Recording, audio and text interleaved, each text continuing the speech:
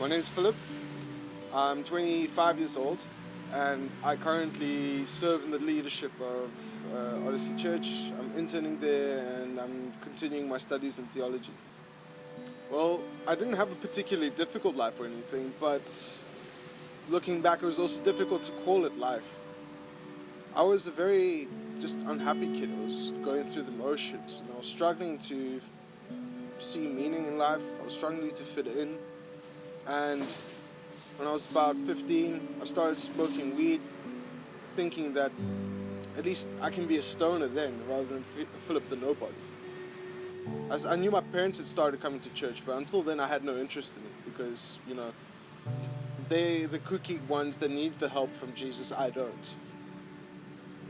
They roped me in to start coming to church. I started helping out at the back with the soundboard and everything, but I didn't care about church. It wasn't interesting for me, and I didn't think it had any relevance in my life. Until one Monday, I think it was in 2010, first Monday I think of December, my parents caught me with my stash of weed. My teacher told me I would be failing a grade, and I was stressing at home, trying to come up with a way out, trying to kind of get out of it. I prepared a little story for my parents and they just didn't buy it.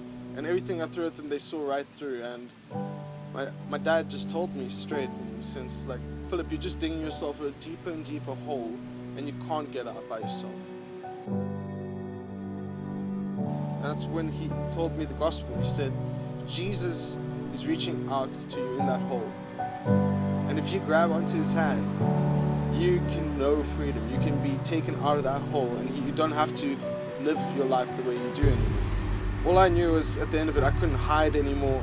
So when my dad told me that, it was as if something clicked, and all I could do for the next 2 hours was just say, I'm sorry, I'm sorry, I'm sorry, I'm sorry. And that's how I let Jesus into my heart.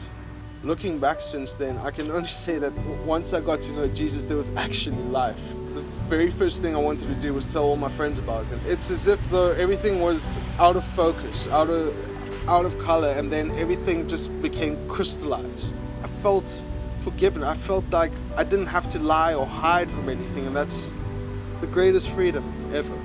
I haven't had more joy than I've had when following Jesus, because when the hard times do come, and they do come in life, you have something that's sure.